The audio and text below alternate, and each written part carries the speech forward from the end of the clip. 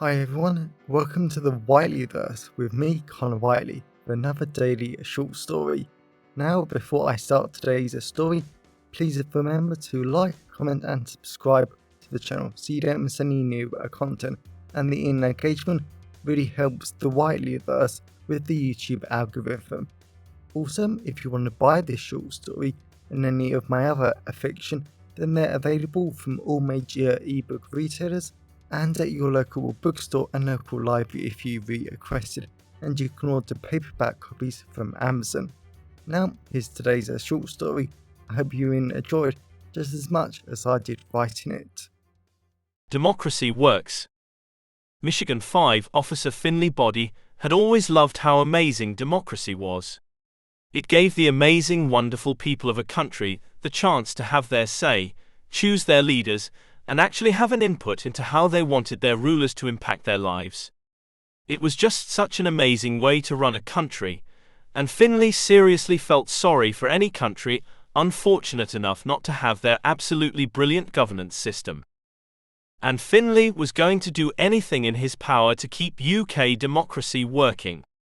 Finley sat in his little black car with the heating on full blast to keep himself warm and toasty, and ready for action.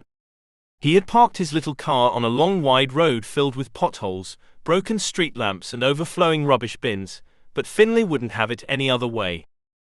As he looked at all the abandoned warehouses that lined the road with their wire fences rusting away and getting broken into more times than not, Finley was so excited to be here. The road thankfully wasn't completely empty, as there were about 10 other cars parked on the road, but all of those had smashed windscreens, stolen hubcaps, and some even had their cars stolen. Yet that was all good, because at least it sort of gave Finley a little bit more camouflage, in case anyone in those warehouses and so-called abandoned factories saw him. Tonight was a perfect night for intelligence work, with it being pitch black, icy cold, and there was no one about. Finley could probably run, dance and scream down the road without anyone paying attention to him or even noticing he was here. But that was too much of a risk. Finley might have preferred to be at the gym tonight working on his body, to make sure he had the strength required for his job, not for vanity reasons. But he had had a leg day yesterday, or maybe he could have been working on his amateur gymnastic routines, which he was amazingly good at, or maybe he could have gone to some gay clubs in London or Kent to meet a cute boy. But he loved intelligence work and democracy far too much for any of that to stop him coming out tonight. And Finley was really glad that his vegan chia latte was sending beautiful hints of cinnamon, bitter coffee, and sweet sugary scents into the air, and it made the delightful taste of cookie form on his tongue. It was so nice to smell something good for a change, considering how bad the car stunk when MI5 had first given it to him. It was so cold outside that Finley was surprised that the little black car that MI5 had given him for this mission hadn't frozen or failed to start because it was so icy. Finley had been concerned about the engine coolant getting frozen, but he had to admit that MI5 was better than that. Even the icy cold silence of the road Finley was watching was a great change from all the constant noise, chaos and business of London and the other cities that Finley normally worked in. But Finley just couldn't help but feel this was nothing more than the calming silence before the storm. And Finley was so excited about this mission because it combined everything he loved about the UK. Because with there being a general election tomorrow to decide who would be the next Prime Minister for the next 4 years, all matter of weeks as that was the trend these days, MI5, 6 and all the other UK intelligence agencies weren't officially allowed to get involved in politics, but for the sake of democracy, they were running a very covert op. Finley had jumped at the chance to be here tonight because one of these warehouses was meant to be a Russian computer center where they created fake news, uploaded it straight into the UK critical infrastructure, and fed all their hate, despise and propaganda into the UK media for the people to consume. Finley seriously hated the Russians with all of his heart because they were the massive threat to his beloved democracy, and they were a threat to everything he had fought so hard to protect over the years. The Russians were just foul, disgusting and outrageous people that needed to suffer for their crimes against democracy. Finley had been sitting in the car for about 2 hours now, and he just couldn't get the horrible crimes out of his mind. It was too disgusting to imagine that inside one of these warehouses, the Russians were doing such awful things to his democracy, and chances are the current government would stay in power. And Finley fully respected that some in MI5 thought that was a good thing, but everyone in the intelligence community had seen the leaked documents about how much further right the government was going to move, and their new election campaign promised three simple things: the repealing of gay rights, repealing benefits, and giving all illegal immigrants a life sentence of hard labor. Of course, under international law, a number of these three things were illegal, and Finley was just concerned about himself more than anything else. He had read plenty of stories from his fellow gay friends in other countries. He didn't want to be illegal just because he loved another man, and Finley seriously hated the whole anti-immigrant stance of the UK. Finley had checked the data recently at MI5, and it was just amazing how 84% of whoever came to the UK was legally allowed to set here because they were real immigrants and they wanted to work and pay tax.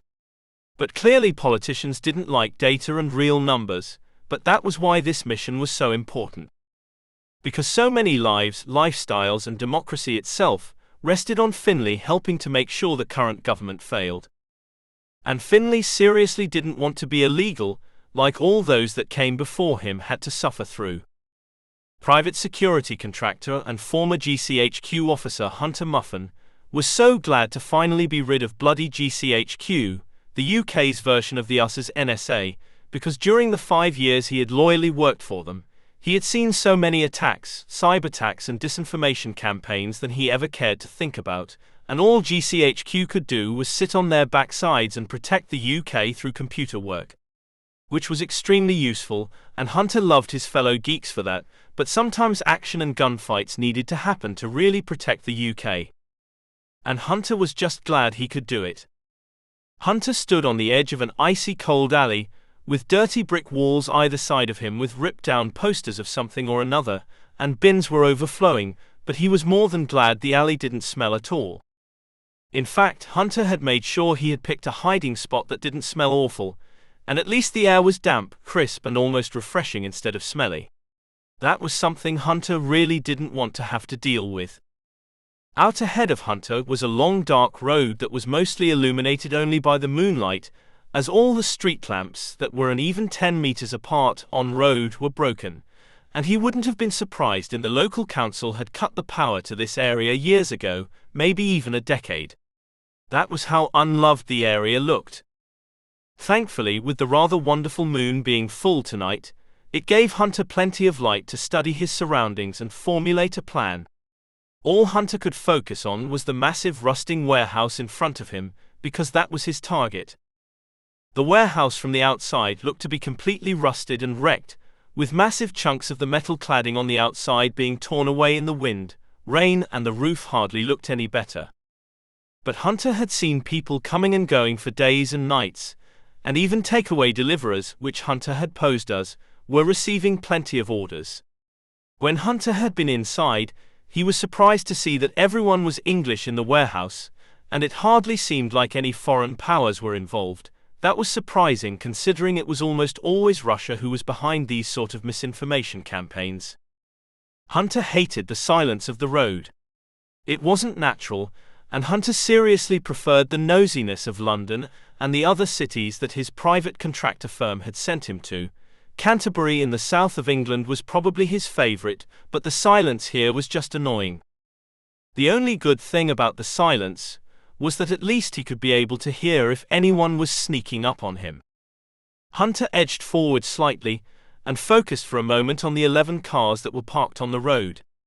Normally he would have been glad to see so many parked cars with broken windscreens, stolen hubcaps, and some had stolen wheels, but Hunter knew that a car had joined this lot since yesterday. And that was so annoying and very dangerous. Hunter already hated the people inside this warehouse enough, because they were trying to divide democracy, people, and keep the ever-moving further right government in power. Something he seriously didn't want, as the government was coming after gay rights next, then ethnic minorities, and then women. It was just utterly pathetic that even in the 21st century people still believed that the morals and laws of the 19th century were still perfectly okay, and we had to return to them to protect the fabric of society, whatever the fuck that meant. But Hunter didn't entirely blame the politicians for this mess. Hunter really blamed democracy for it all because whilst it was always far, far better than the alternative of a dictatorship, democracy was far from perfect because to Hunter it just seemed like people were choosing politicians over their personality and how outrageous they were, instead of what was right for themselves, their families and the country.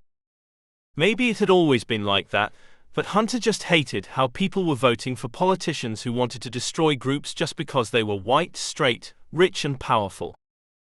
Hunter shook his head because he couldn't focus on his mild distaste for democracy because there was a mission to do, a country to save, and a disinformation campaign to stop. A car door slammed shut.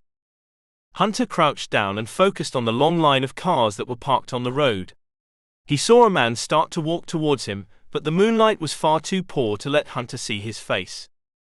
Hunter was going to have to grab him. If it was an innocent person, then Hunter would just let them go. If it was an enemy, Hunter would knock him out and arrest him later. And if it was another UK intelligence agency, then Hunter really didn't know what he would do. As far as Hunter was concerned, all the UK intelligence agencies were as weak as each other when it came to protecting the UK's integrity. All the agencies knew the challenges and risks and dangers the government posed to the UK, but because they were elected, no one wanted to do anything about it. Yet another drawback of democracy. Hunter stood up and pressed his back against the icy cold brick wall of the alley, and waited for the person to walk past. Hunter heard the man's footsteps get closer. The man walked past. Hunter grabbed him, slamming the man against the wall, covering his mouth with his hands. Hunter slammed his arm against the man's throat and looked at the wow. The man Hunter was currently pinning against the wall was actually really beautiful, gorgeous and damn well attractive. The man was wearing a very well-fitting black overcoat that highlighted how fit, sexy and toned he was, and Hunter was so tempted to give him a little pad down to cop a feel, but he forced himself not to. The gorgeous man also looked so cute with his smooth white face, pointy chin that only seemed to make him seem even cuter, and it was actually like the gorgeous man's face was a perfect seductive blend of masculinity and femininity. That perfectly seductive blend was only accented wonderfully by the man's longish black hair that was going curly and cute, and really made the man seem so innocent. Hunter accidentally kneed the gorgeous man, and he instantly felt the cold, hard impression of a gun at the man's waist.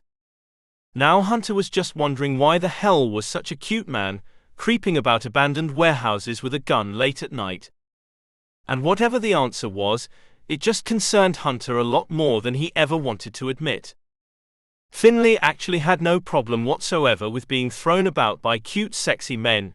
It was something that his ex-boyfriends had done plenty of times before, but there was just something about this man that seriously captured Finley's imagination. Finley was even a little turned on by the fact the hot man had his arm across Finley's throat, but he was pushing against it, and with each passing second the pressure seemed to be getting less and less. Even the icy coldness of the brick wall behind him and the entire dirty alley wasn't too bad, and now there was a hot man involved. This was nowhere as bad as it could have been. As the hot man took his rough hand off Finley's mouth, he just smiled at the hot man because he really was hot. The man didn't look like a Russian or anyone who would want to harm wonderful democracy, and he clearly wasn't the fighting type. Finley seriously doubted he was even a real intelligence officer because Finley didn't see any indication of toned muscle, judging by the outline of his skin-tight hoodie, black jeans and hiking boots. There clearly wasn't any fat on the hot man's body, but he wasn't muscular either, something he had learnt to expect from intelligence officers.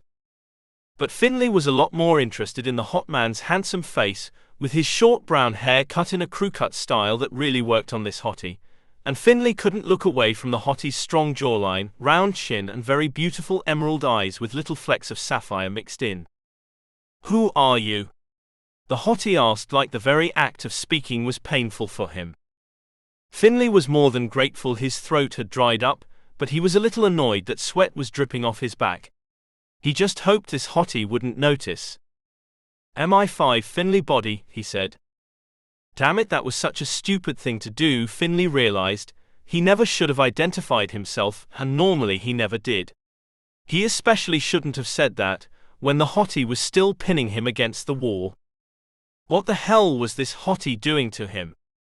Thankfully the hottie released him, and Finley vowed not to keep doing stupid things in front of the insanely hot man.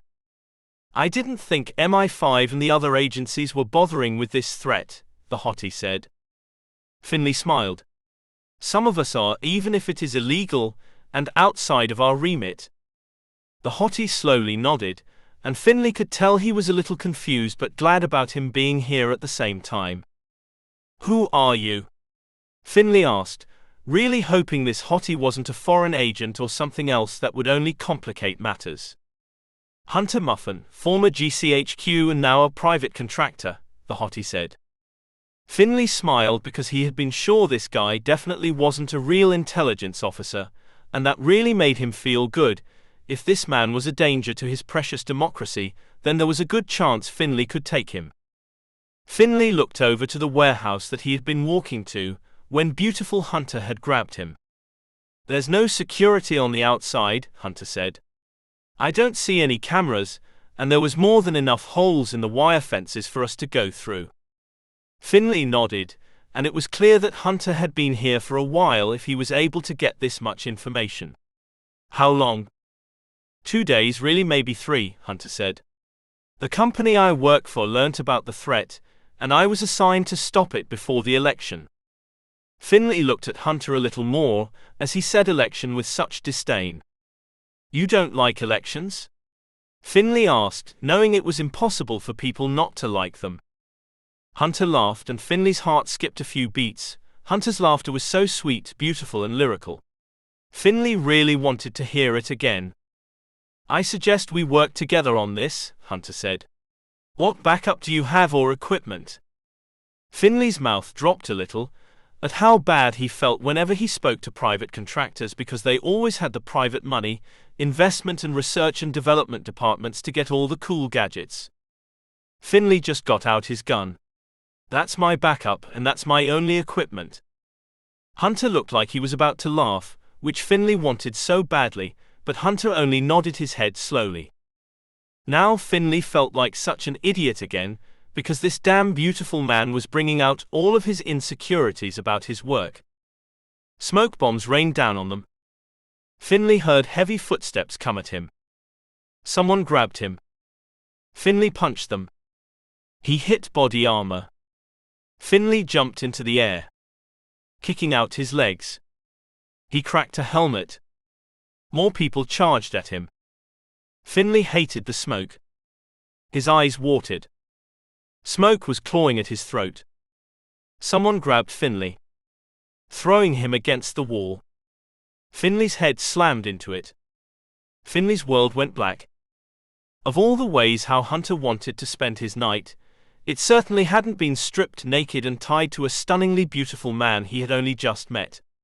Now this wouldn't have been all bad, but Hunter had been tied to sexy Finley, with their fronts and wayward parts touching. Hunter had only just woken up, but it was very annoying because he was seriously enjoying the breathtaking view of Finley's very toned and hot and insanely beautiful body, but Hunter's wayward part was trapped against something, and he was in a little bit of pain down there.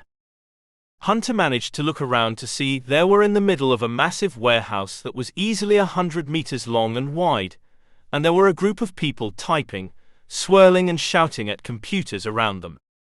Complete the data transfer, a man with a deep voice said. But what really concerned Hunter was that the computers the people were sitting at were all leading to hundreds if not thousands of servers, and that reminded Hunter of why he had really wanted to come on the mission. Part of GCHQ's mandate was to protect the UK's critical infrastructure, and right under this warehouse was a massive super-fast internet cable transferring insane amounts of data from mainland Europe to the UK and right into the heart of London. It was clear as day as the groups of people were using these computers to pour information right into cables and feed it into the UK internet framework. And Hunter just knew if the criminals really wanted to, then it wouldn't be difficult for them to feed so much data through the cables, to cause an overload, and cause all of the UK's internet framework and infrastructure to shut down. As beautiful Finley started to stir, Hunter just hated these bastards for attacking them like that and risking sexy Finley's life. And why the hell these criminals had stripped them both naked was beyond him, but out of the corner of his eye, Hunter did manage to see their clothes in two neat piles. "Good to see you both awake," the man with the horrible deep voice said. Hunter smiled weakly at Finley as he woke up, and Hunter laughed a little as he felt Finley's wayward parts spring to life too. They were clearly both into each other, and Hunter really wanted to ask this cutie out on a real date. "Why strip us?" Finley asked. "Because I like hot men," the man said, "and my workers deserve a little show after all of their hard work, and thank you for tipping me off, Officer Body, with your door slamming." Hunter just looked at Finley, and he could tell how guilty he felt. "What work are you doing here?" Hunter asked, looking around to see if there was a way out. "I thought you would appreciate what I'm doing, former Officer Muffin. You do hate elections, democracy, and politicians after all." Hunter looked at Finley, and he was amazed as Finley looked horrified at him, and like he was the worst person in the entire world. And even though Hunter had never ever felt guilty for his views before, he felt like utter shit because the last thing he ever wanted to be was a monster in Finley's eyes. "I don't hate democracy," Hunter said. "I just hate how people keep voting us towards damnation."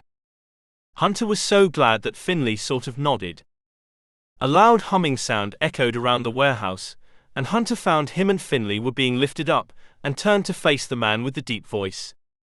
Hunter instantly spat at the man's feet, and he hated the middle-aged man with his baggy jeans, white crisp shirt and black Chelsea boots.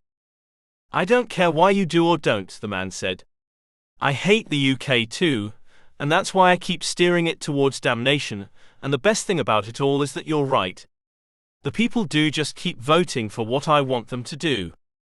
Hunter felt Finley's sexy body shiver with fear. The people don't question the information they see. They don't care if politicians are honest or not. You were right the entire time, Hunter. As long as people see a big personality that shouts and screams at so-called weaker people, then they get their vote, the man said. Hunter hated how this man knew exactly the point he had raised in the past to his friends and family about the failures of democracy, but also the immense benefits. "How long have you been watching me?" Hunter asked. The man shrugged. "Maybe 4 years. You have given me a lot of good content to frame you with." Hunter and Finley's eyes just widened, and they both instantly understood what this idiot was planning. Hunter couldn't believe the man was going to frame him for all of it. Then Hunter focused on all the massive computers, small groups of people, and all the electronics that could possibly burst into flames and cook them both alive. If these people were smart enough to pour fake news and information into internet cables, then it wouldn't have been hard for them to tell the computer's cooling fans to turn off. Then it could only be a matter of time before the computers caught alight and killed him and beautiful Finley in the process. "How much longer until the data transfer is done?" the man asked. "Done in 2 minutes, boss. The transfer is fully automated." "Can we go now?" a young woman asked. "Of course," the man said. He whipped out Finley's gun, shooting all the other people in the head. Hunter hissed. He hated he was chained up and locked in a warehouse with a madman with a gun.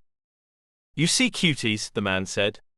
"I have laid out all the evidence to show that you, Mr. Muffin, were behind the attack itself, and the cyber attack that is going to cripple the opposition's computer systems, and pump out so much hatred that all the stupid left-wingers and centralists will have to vote far-right because it will look like the only sane option." Hunter spat at this idiot again. "And it will look like you, Mr. Body, have killed all your workers to hide your tracks, and all this evidence of mine will be released at the same time as the cyber attack." Hunter just looked at beautiful Finley. They didn't have a lot of time to escape, kill this madman and stop the cyber attack. And that was all against the ticking clock of the computer fans being turned off and catching light. "Before I go," the man said, going over to one of the computers. The computer exploded. The man screamed. His face was engulfed in flames. Seconds later, his corpse slammed onto the ground. More computers exploded. Flames roared in the distance. Hunter and Finley had to escape now. There was no more time to mess around. Hunter absolutely hated that stupid, pathetic man who was so stupid that he was now nothing more than a smoldering corpse behind them. Hunter had to escape before the burning computers cooked him and beautiful Finley alive, or choked them to death on the toxic fumes now filling the air. He really focused on what was tying him and Finley together. Hunter had been caught on being tied to such a beautiful guy before, and that disgusting middle-aged man, but now Hunter had to focus. Their legs were tied together with rope that wasn't too thick or thin.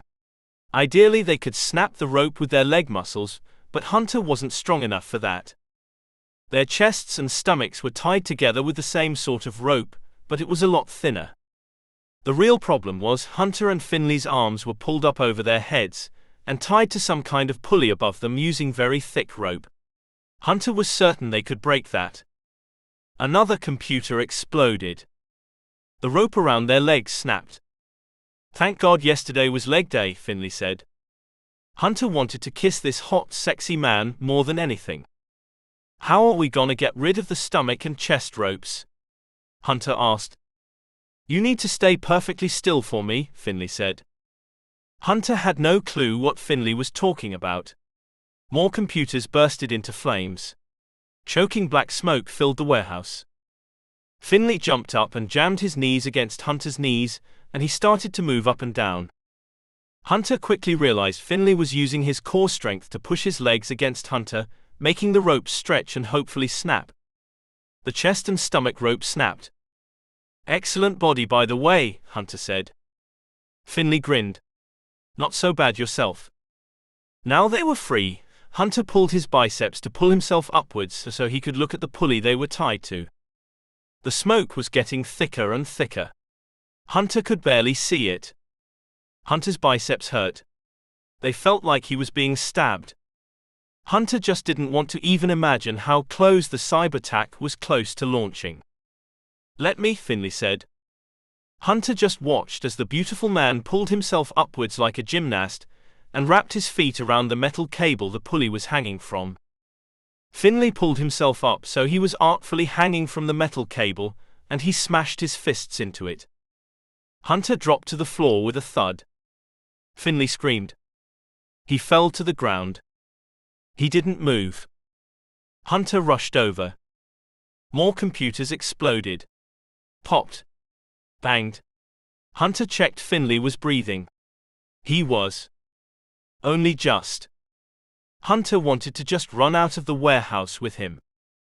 He had to stop the cyber attack first. The black smoke was so thick now. The roar of flames was deafening. Hunter felt the flames lick his flesh. Hunter went forward. He found a massive computer still working. It was showing 98% on the screen. He rushed over to it. Hunter looked for an abort function. There wasn't one. The computer burst into flames. The glass screen exploded. Shards sliced into Hunter's stomach. He just knew that wouldn't stop the attack and get him arrested. Hunter quickly rushed round the back of the computer. It was connected to a strange black box device with massive cables pouring out of it. It looked like something someone would use to attach the computer to servers. Hunter realized the servers weren't connected to the massive cable connecting Europe to London.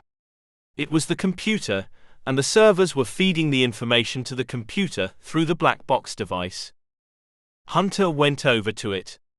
He grabbed it. It was burning hot. He screamed in agony. Hunter threw it to the ground. He smashed down on it, shattering it. The burning hot material melted onto his foot. He screamed. Hunter wiped as much as he could away.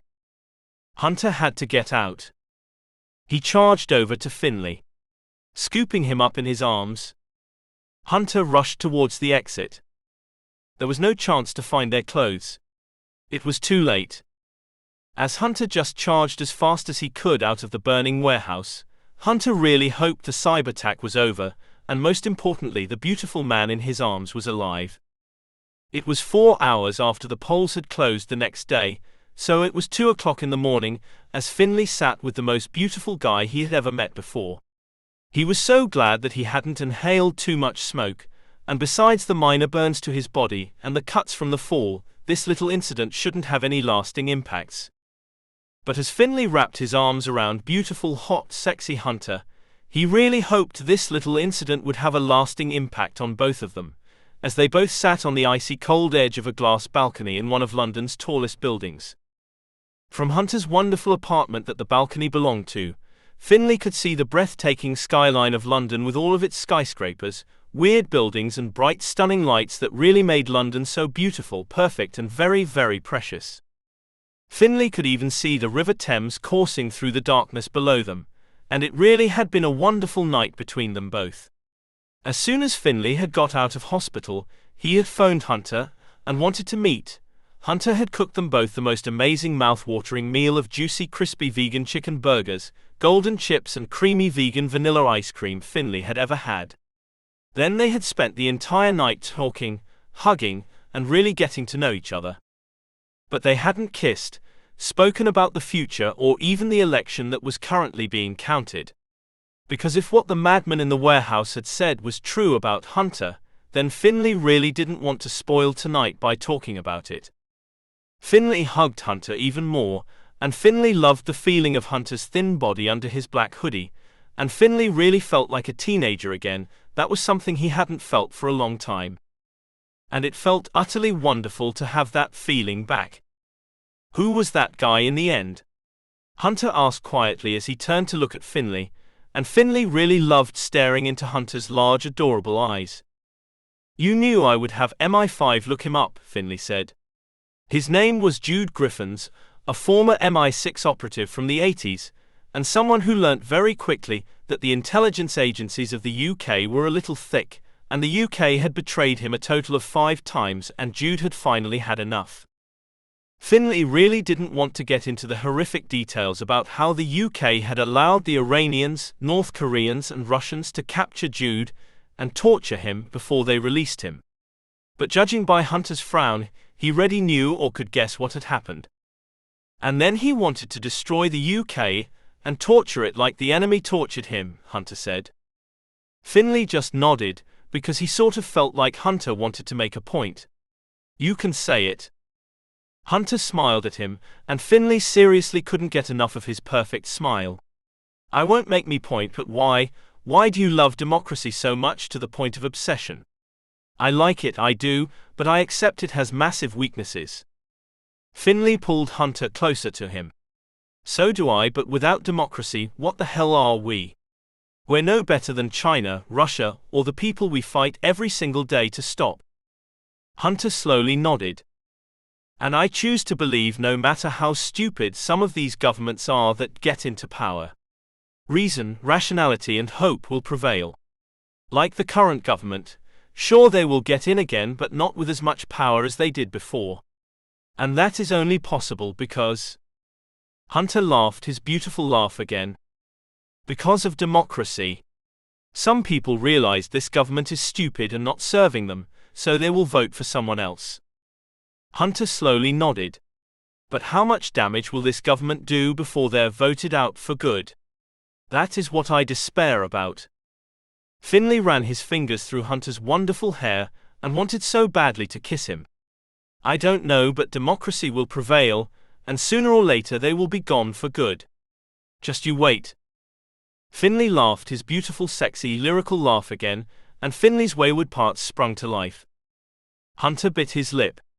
I love your optimism. I like you a lot.